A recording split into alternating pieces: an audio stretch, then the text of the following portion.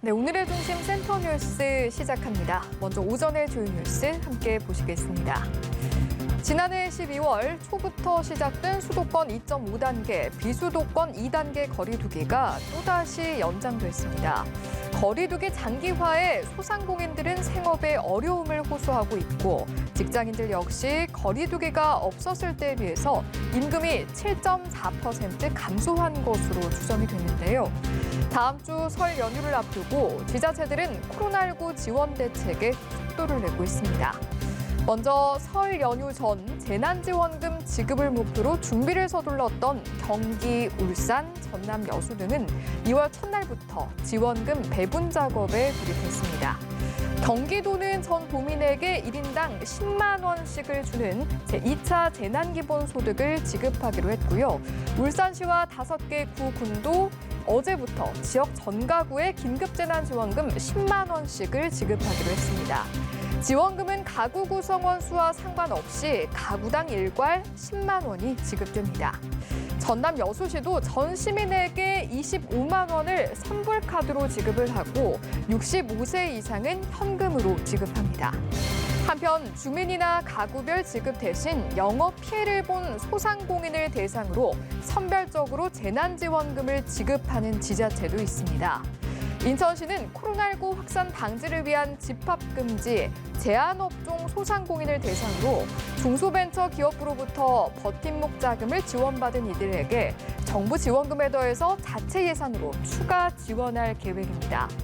경기 성남시 역시 집합금지와 제한으로 손해를 입은 영업장에 지원금을 지급하는데요.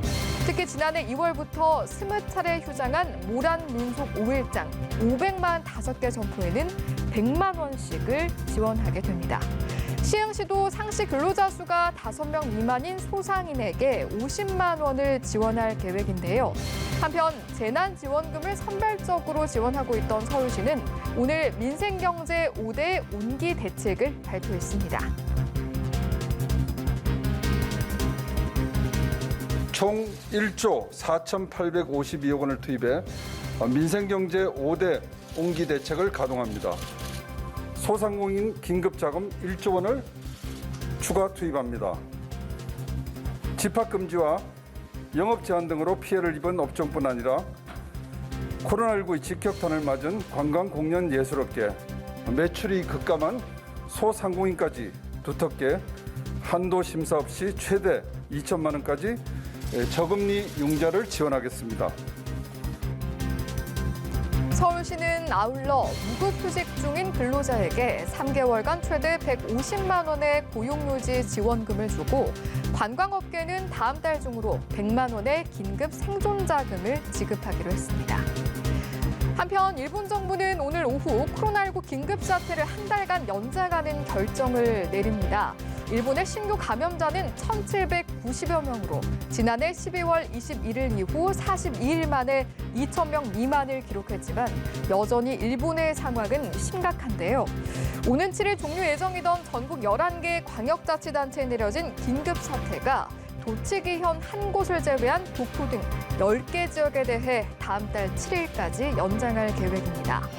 긴급사태가 선포되면 해당 지자체는 주민과 기업 등의 불필요한 외출 자제와 영업시간 단축, 재택근무 확대 등 코로나19 확산을 억제할 대책 이행을 요구할 수 있습니다. 지금까지 센터 뉴스 전해드렸습니다.